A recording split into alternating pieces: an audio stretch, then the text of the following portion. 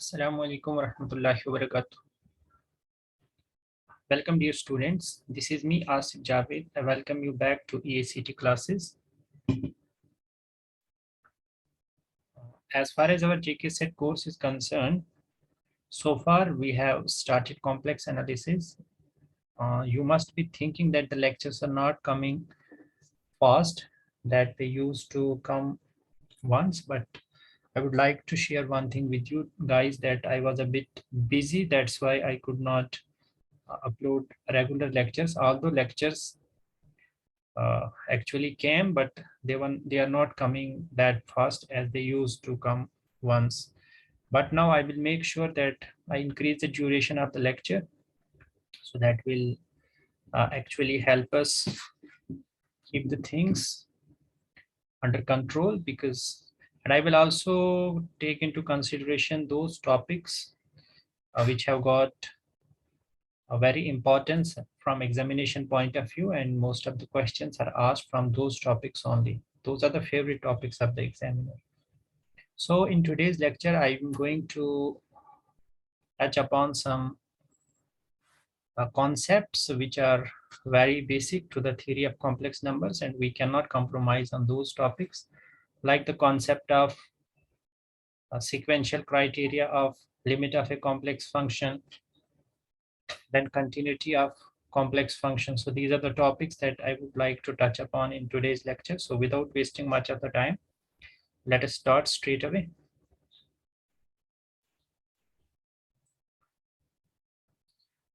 मैं बात कर रहा था limit of a complex function की। कॉम्प्लेक्स फंक्शन की लिमिट को हम कैसे डिफाइन करते हैं, देखिए, गौर से देखिए। अगर मेरे पास एक फंक्शन है, सपोज एक सेट लेता हूं A which is subset of complex numbers, और फिर मैं एक फंक्शन लेता हूं इस सेट से लेकर सी तक। तो ये कॉम्प्लेक्स फंक्शन अगर मैं लूं तो z equal to Z naught limit point होगा, और z equal to Z naught जो है वो लिमिट पॉइंट ऑफ ए है। कहने का मतलब ये है कि ये जो z नॉट है ये लिमिट पॉइंट है ए का, यानी इसके नेबरहुड में इन्फिनाइटली मैनी मेंबर्स ऑफ ए लाई करते हैं, going by the definition of limit point. तो एफ जेड जो है, हम क्या कहेंगे, हम कहेंगे कि इसका लिमिट एल है if this condition is satisfied. कौन सी condition? if this condition is satisfied, that is mod of fz minus l, this is less than epsilon whenever z minus z naught is greater than 0, less than delta. Roughly speaking, whenever z is nearer to z naught, f of z should be nearer to l.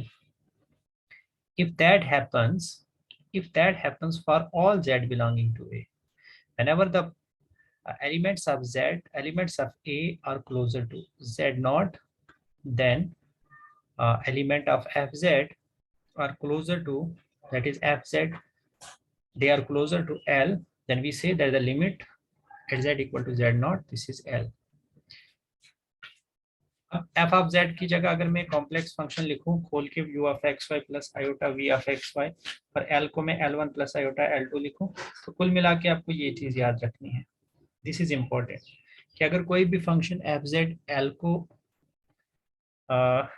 अगर किसी भी function F Z की limit L है, तो इसका मतलब ये होता है कि इसका जो रियल पार्ट है वो रियल पार्ट ऑफ एल को कन्वर्ज करेगा, और इसका जो इमेजिनरी पार्ट है इमेजिनरी पार्ट ऑफ एल को कन्वर्ज करेगा। So if some function is converging to some limit L, और if the limit of the function complex function at z equal to z naught is L, this means this can happen if and only if real part of function goes to real part of limit and imaginary part goes to imaginary part of L. Converse is also true कि अगर किसी function का real part of L को जाए और imaginary part उसका imaginary part of L को जाए, तो वो फंक्शन भी खुद किसको जाना चाहिए, L को। अब दूसरा आता है sequential criterion of limit. Sequential criteria क्या कहता है लिमिट का, कि अगर आपके पास एक फंक्शन है तो z equal to Z naught अगर आपके पास लिमिट पॉइंट है a का, तो फॉलोइंग्स आर इक्विवेलेंट, यानी अगर एफ जेड एल को कन्वर्ज करता है। What is this? इसको गौर से देखिएगा, इसका मतलब क्या है। अगर किसी भी फंक्शन, कॉम्प्लेक्स फंक्शन की लिमिट एल है, these these are equivalent condition का मतलब है 1 implies 2 and 2 implies 1। अगर ये फंक्शन, कॉम्प्लेक्स फंक्शन जो है किसी लिमिट एल को कन्वर्ज करता है, गौर से सुनिएगा मेरी बात, तो ये इंप्लाई करता है कि अगर आप कोई भी दो सीक्वेंसेस लेते हो, सपोज आप दो सीक्वेंसेस लेते हो, आई मीन टू से कोई भी सीक्वेंस आप लेते हो, if you take any sequence Zn, कहाँ से, from A, such that Zn अगर किसको कन्वर्ज करती है, सपोज Zn जो है वो Z0 को कन्वर्ज करती है, तो f ऑफ Zn किसको कन्वर्ज करनी चाहिए, this should go to unique, this should converge to L।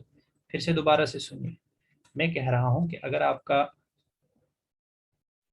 कोई भी कॉम्प्लेक्स फंक्शन fz जो है वो L पे कन्वर्ज करता है, यानी इसकी लिमिट L है at z equal to Z0, तो सिक्वेंशियल क्राइटेरियन ये कहता है कि अगर कोई भी लिमिट आप लेते हो, अगर आप कोई भी सीक्वेंस लेते हो जो Z0 को कन्वर्ज करती है, तो f ऑफ Z0 किसको कन्वर्ज करना चाहिए, L को कन्वर्ज करना चाहिए।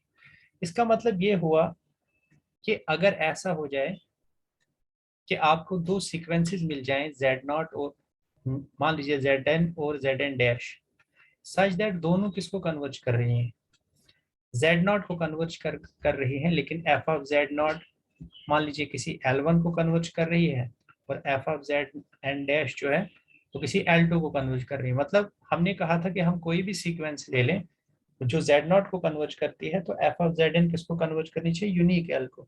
तो अगर ऐसा हो जाए कि सब से दो सीक्वेंसेस आपको ऐसी मिल जाएं जो Z0 को कन्वर्ज कर रही हैं, लेकिन f ऑफ Zn जो है वो यूनिक को कन्वर्ज नहीं कर रहा है, तो उस केस में हम कहेंगे कि लिमिट एग्जिस्ट नहीं करती है। और अगर ऐसा हो जाए कि कोई भी सीक्वेंस हम ले लें which converges to suppose Z0 and this implies that f of Zn converges to L, तो इसका कन्वर्स भी ट्रू हो जाएगा, it will mean that the function, this complex function fz has limit L at Z equal to Z0। Example से ये चीज आपको clear होगी, गौर से देखिए।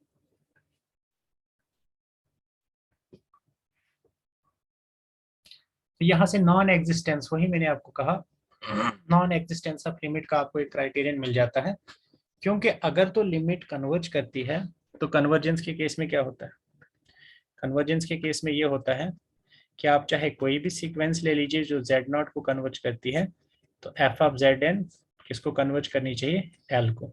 तो उस केस में हम कहेंगे कि limit Z approaches to Z0 f of Z is equal to L।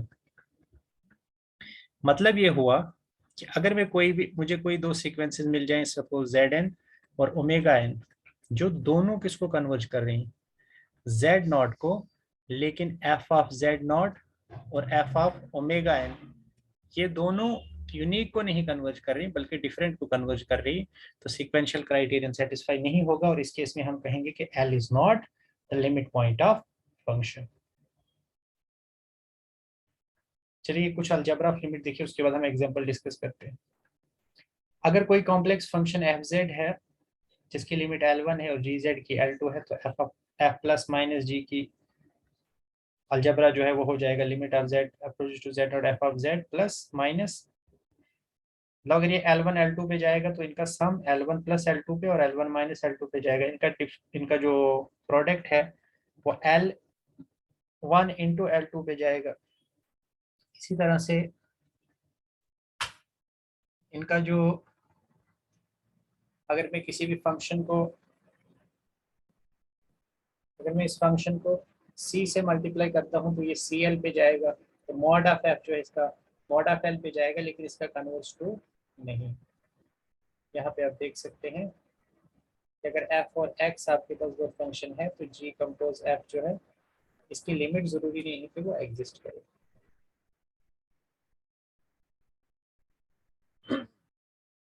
चलिए अब कुछ एग्जांपल्स देखते हैं। जैसे आपको चेक करना है, आपको फंक्शन क्या दिया गया है, आपको फंक्शन ये दिया गया है आर्गुमेंट ऑफ z, आपने चेक करना है कि whether this function argument of z this this has a limit or not। देखिए F of Z equal to argument of Z दिया है आपको, small argument of Z and capital argument of Z, where argument of Z lies between minus pi and pi. चलिए देखते हैं क्या इसकी limit exist करती है या नहीं करती। We have to see whether limit, मान लीजिए हम इसकी लिमिट चेक करना चाहते हैं at Z equal to zero. तो z इक्वल टू जीरो पे अगर इसकी लिमिट हम चेक करना चाहते हैं, इसका मतलब कोई भी सीक्वेंस जो जीरो को कन्वर्ज करती है, तो एफ ऑफ जेड एन किसको कन्वर्ज करनी चाहिए, उस लिमिट को कन्वर्ज करनी चाहिए, मतलब सेम लिमिट को कन्वर्ज करनी चाहिए। F of Z N should go to unique. देखते हैं ऐसा होता है या नहीं होता है। एफ ऑफ जेड किसके equal, this is just a second, F of Z है आपके पास argument of Z.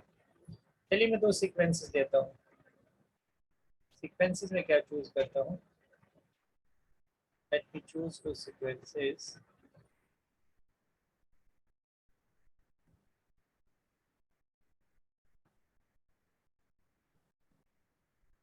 Just a second।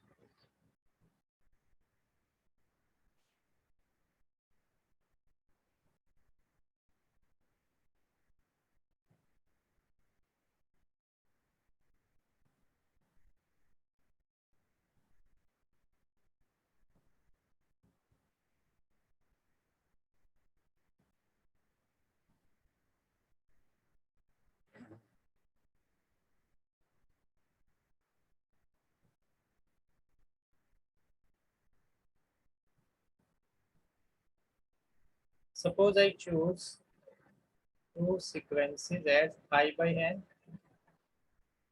and minus I by n। ये मैं दो सीक्वेंसेस देता हूँ, ये दोनों सीक्वेंसेस किसको कन्वर्ज करती है, ये converge to zero, this goes to zero, this goes to zero. अब f of I by n और F of minus I by N, ये दोनों किसी यूनिक को कन्वर्ज करनी चाहिए। अगर ये यूनिक को कन्वर्ज कर रही है, अगर ये यूनिक को कन्वर्ज नहीं कर रही है, तो इसका मतलब लिमिट एग्जिस्ट नहीं करेगी। क्योंकि हमने देखा था कि अगर लिमिट एग्जिस्ट करती है तो कोई भी दो सीक्वेंसेस हम ले लें जो कि किसी पॉइंट पे कन्वर्ज कर रही हूँ, तो उसके कारस्पॉन्डिंग जो वैल्यू ऑफ फंक्शन एट दो सीक्वेंसेस हम लेते हैं, तो एफ ऑफ, मतलब वो जो सीक्वेंसेस हम लेंगे तो वो भी किसी यूनिक पॉइंट को कन्वर्ज करनी चाहिए। तो यहाँ पे हमने देखा आई बाई एन और minus I by n zero को कन्वर्ज करती है। अब हम देखेंगे f of I by n और F of minus I by N ये किसको कन्वर्ज करेंगे। अब है क्या आपका F of I by n क्या होगा, this is equal to argument of I by n, और F of minus I by n क्या है, this is equal to argument of minus I by N. किसके इक्वल होता है argument of I by N, what is the value of this, so we have to see what is the value of this। देखिए किसके equal हो जाएगा, जब argument आप निकालेंगे किसका, a plus I by N का, इसका आर्गुमेंट आ जाएगा, क्योंकि a जीरो है तो ये हो जाएगा आई बाई एन अपॉन जीरो, ये हो जाएगा इंफिनिटी, तो ये हो जाएगा आपका पाई प्लस टेन इनवर्स इंफिनिटी, और वो दूसरा हो जाएगा minus pi plus tan inverse, क्योंकि a जीरो है तो ये हो जाएगा इंफिनिटी। अब this is pi plus tan inverse infinity हो जाएगा पाई by two, this is minus pi plus pi by two. तो क्या देखा आपने, F of I by N ये किसको कन्वर्ज कर रहा है, pi plus pi by two that is 3 pi by 2 और F of minus I by N ये किसको कन्वर्ज कर रहा है? This is minus pi plus pi by two, this is minus pi by two. तो क्या देखा आपने? सीक्वेंसेस जो थी, सीक्वेंसेस को किस पे कन्वर्ज कर रही थी? जीरो पे दोनों। लेकिन इन पे जब हमने फंक्शन को अप्लाई किया, they are not converging to unique. एक जो है वो माइनस पाई बाई टू पे जा रहा है, दूसरा 3 पाई बाई 2 पे जा रहा है।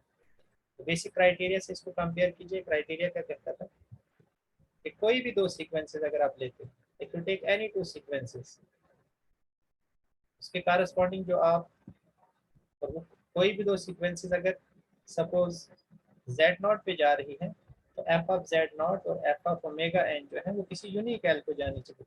जबकि हमने यहाँ पे देखा जेड एन को हमने आई बाई एन लिया, इसको हमने माइनस आई बाई एन लिया, और दोनों किसको जा रही थी? जीरो को। लेकिन जब हमने इस पे इनका फंक्शन देखा, वो यूनिक पे नहीं जा रही थी, वो बल्कि डिफरेंट पे जा रही थी। तो इसलिए हम कह सकते हैं कि ये जो फंक्शन है F of Z equal to capital A से जो आर्गुमेंट है आपका, दिस फंक्शन, इसकी लिमिट जो है वो एग्जिस्ट नहीं करती है। कहाँ पे? At z equal to zero. अब there is nothing special about zero. अगर आप जीरो की जगह कोई भी और दूसरा नंबर ले लेंगे, तो उस केस में भी यही होगा। If you take any number a, तो उसके केस में आपको सीक्वेंसेस क्या लेनी पड़ेंगी? एक आप a plus I by N choose कर सकते हो, एक आप a minus I by N choose कर सकते हो। तो दोनों किसको कन्वर्ज कर रही है? उस पॉइंट ए को कन्वर्ज कर रही है, लेकिन इनकी जो फंक्शनल वैल्यू है वो डिफरेंट को कन्वर्ज कर रही है। दैट मीन्स सिक्वेंशियल क्राइटेरिया को सेटिस्फाई नहीं कर रहा है। और किसके लिए कन्वर्ज नहीं कर रहा है? किस पॉइंट के लिए ऐसा हो रहा है? ए पॉइंट के लिए। तो हम कह सकते हैं कि आर्गुमेंट ऑफ जेड जो है ये किसी भी पॉइंट, किसी भी कॉम्प्लेक्स नंबर पे इसकी लिमिट एग्जिस्ट नहीं करती है। So limit does not exist for this function. ये देखते हैं कुछ और। आर्ग्यूमेंट ऑफ आई जेड को देखिए आप, इस पे इन्होंने खुद ही बोला है कि जेड इक्वल टू आई पे चेक कीजिए। तो देखो बच्चे क्या करना है। Let me take you to the whiteboard to make this concept crystal clear.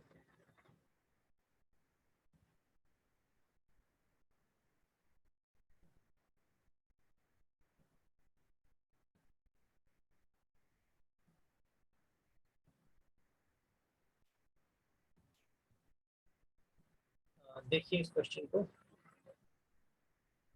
गौर से देखिए। देखो एफ ऑफ जेड क्या दिया है आपको? Limit z approaches to I, f of z, this is given to be limit z approaches to I, argument of I z. आपने देखना है कि whether this limit exists or not. General पे ले जाता हूँ मैं आपको। जनरल हमारे पास क्राइटेरियन क्या है? अगर मुझे किसी भी पॉइंट z नॉट पे देखना है कि कोई भी फंक्शन एफ जेड के लिए at Z equal to Z naught limit exist कर रही है या नहीं, यानी किसी एल के इक्वल है या नहीं, मुझे क्या चेक करना है? कोई भी सीक्वेंस में ले लो, कोई भी सीक्वेंस पे ले लो, कोई भी दो सीक्वेंसेस ले लो, जेड एन और ओमेगा एन, जो किसको कन्वर्ज कर रही है? जेड नॉट को। तो एफ ऑफ जेड एन और एफ ऑफ ओमेगा एन, ये दोनों किसको कन्वर्ज करनी चाहिए? एल को। कोई भी दो सीक्वेंसेस के लिए अगर ऐसा हो जाता है, तो उस केस में हम कहेंगे कि ये लिमिट एल पे कन्वर्ज करती है। और अगर कोई दो सीक्वेंसेस मुझे ऐसी मिल जाती हैं जिनके लिए जो जेड नॉट पे तो कन्वर्ज करती हैं, लेकिन उनकी फंक्शनल वैल्यू जो है वो एल पे कन्वर्ज नहीं करती है, तो हम कहेंगे कि लिमिट एग्जिस्ट नहीं करती है। अब इसी को जरा इसके साथ कंपेयर कीजिए। यहाँ पे जेड नॉट की जगह क्या है? आई। So can you think of two sequences? I can think of two sequences, I plus 1 by n and I minus 1 by n. I can think of these two sequences and both of them goes to, ये किस पे जा रहे हैं दोनों? I पे। देखो ना, जब n अप्रोच करेगा इंफिनिटी को, तो I plus 1 by n भी I पे जा रहा है, ये भी I पे जा रहा है। But now I have to see कि जब मैं फंक्शनल वैल्यू लगाऊंगा तब ये कहाँ पे जाएगा। नाउ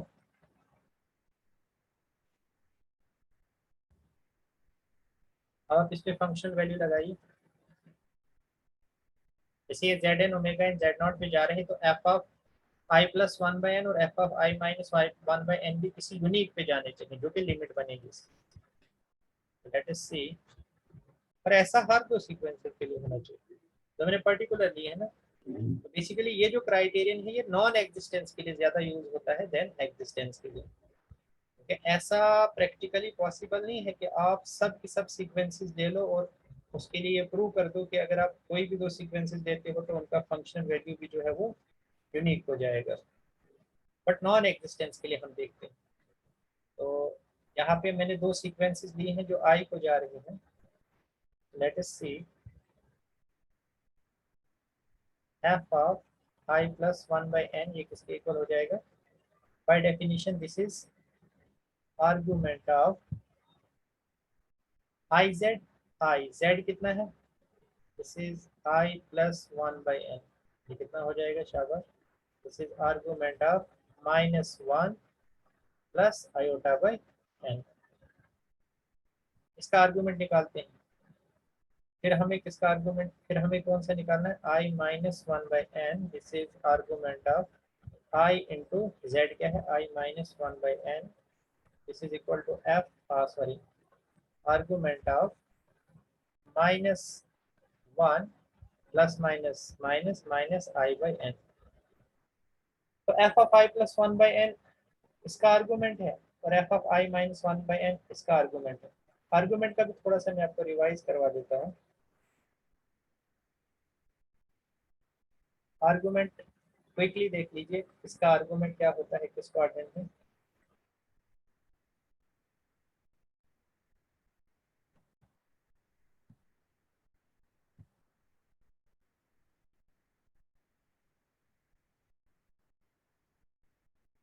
ओके, देखिए आर्गुमेंट क्या था फर्स्ट क्वाड्रेंट में? आर्गुमेंट क्या होता है आपका? टेन इनवर्स, प्रिंसिपल आर्गुमेंट की बात कर रहा हूँ, tan inverse Y by X का मॉड। इसमें क्या होता है? इसमें होता है pi minus tan inverse Y by X. इसमें क्या होता है? Minus pi plus tan inverse Y by X. और इसमें क्या होता है? Minus tan inverse Y by X. ये आपके पास होते हैं। इसी तरह से एक्स एक्सिस पे क्या होता है आर्गुमेंट? ये जीरो होता है। यहाँ पे वाई एक्सिस पे क्या होता है? पाई बाई टू होता है।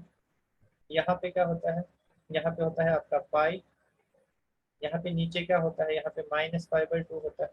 इसी तरह से ये एक्सिस पे भी हमने देख लिया था यहाँ पे। अब यहाँ पे देखिए सबसे पहले मुझे ये वाला आर्गुमेंट देखना है। कौन सा argument? Of minus one plus I by N.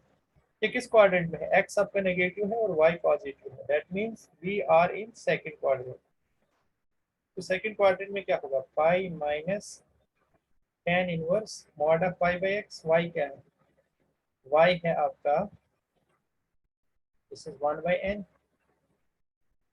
Upon minus one. ये हो जाएगा pi minus tan inverse one by, जब एन इंफिनिटी को अप्रोच करेगा तो वन बाई एन जो है जीरो को अप्रोच करेगा, so tan inverse zero is zero, so ये पाई को अप्रोच करेगा। So f of I plus one by n goes to pi. उसी तरह से जब इसको हम करेंगे तो ये थर्ड क्वाड्रेंट में लाई करेगा, इसका आ जाएगा minus pi plus tan inverse zero, क्योंकि जब एन इंफिनिटी को अप्रोच करेगा जीरो को अप्रोच करेगा तो ये वाला चला जाएगा माइनस पाई को। मतलब पता क्या चला हमें? पता हमें ये चला कि मुझे दो सीक्वेंसेज ऐसी मिल गई। गौर से देखिएगा, this is very important concept. मुझे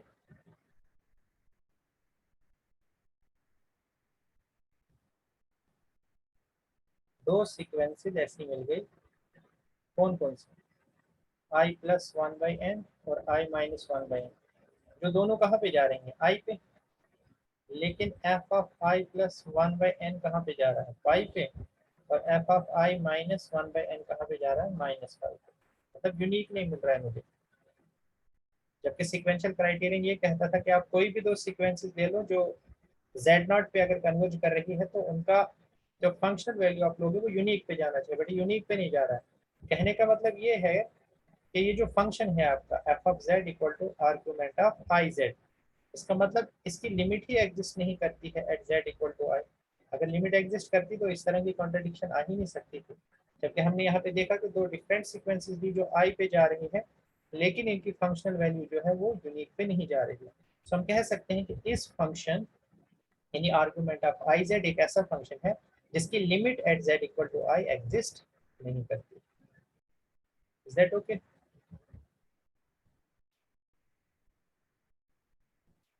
तो ये था क्वेश्चन आपका, देख लिया हमने। इसी तरह से और भी बहुत सारे क्वेश्चन इस पे दिए हैं, ये ऑलरेडी अवेलेबल है आपको, नोट्स आपको ऐप पे भी मिल जाएंगे और टेलीग्राम पे भी अवेलेबल होगा, तो वहां से आप देख लेना ये जो एग्जांपल है। अब देखिए थोड़ा सा डिफरेंस है कंटिन्यूटी और लिमिट में। लिमिट में हम क्या कहते थे, लिमिट और कंटिन्यूटी में थोड़ा सा बारीक सा डिफरेंस है।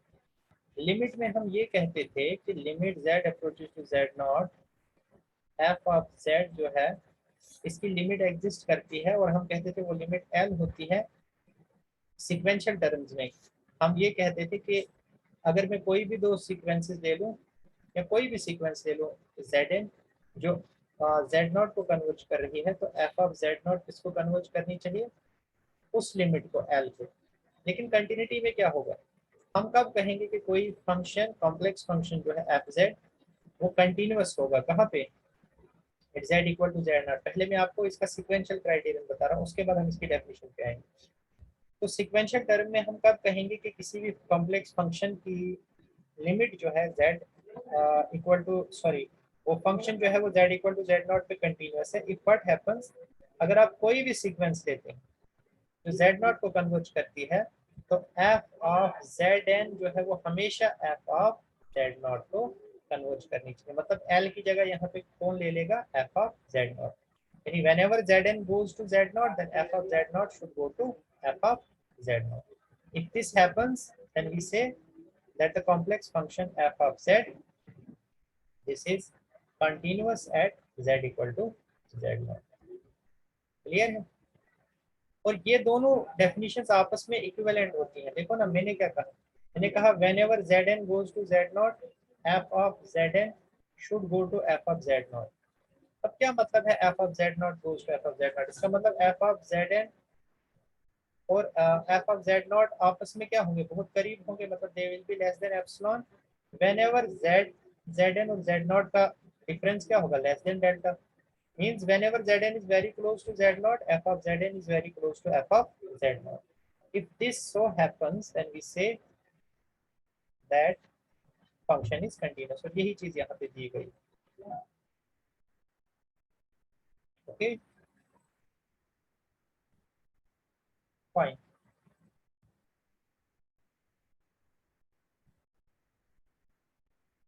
अब रिजल्ट आपको ये याद रखना है कि अगर आपके पास f कंटिन्यूअस फंक्शन है z equal to z naught पे, if and only if v u and v both are continuous at x naught y naught।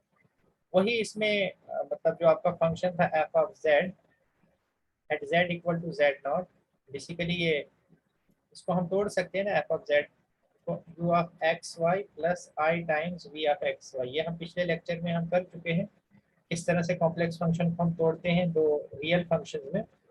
तो अगर एक फंक्शन आपका कॉम्प्लेक्स वैल्यूड फंक्शन वो अगर कंटिन्यूअस है, इफ एंड ओनली वो कब कंटिन्यूअस होगा, अगर u भी कंटिन्यूअस होगा और v भी कंटिन्यूअस होगा।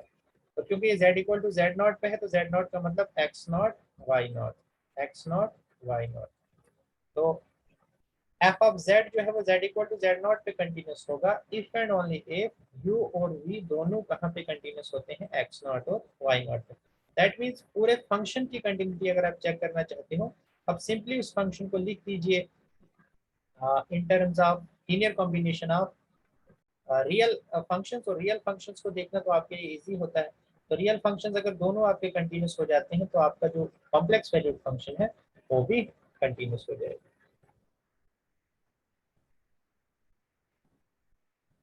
Fine, good. तो सीक्वेंशियल क्राइटेरियन तो मैंने आपको बता ही दिया।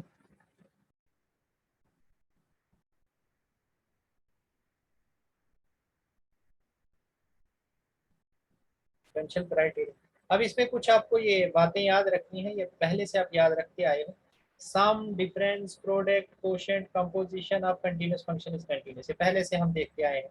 दो फंक्शन कंटीन्यूअस, उनका सम भी कंटीन्यूअस होता है, डिफरेंस भी, प्रोडक्ट भी, कोशेंट भी, कंपोजिशन भी, सब कुछ कंटीन्यूअस होता है। मतलब f plus minus g is continuous, f into g is continuous, f upon g is continuous provided g is not equal to 0।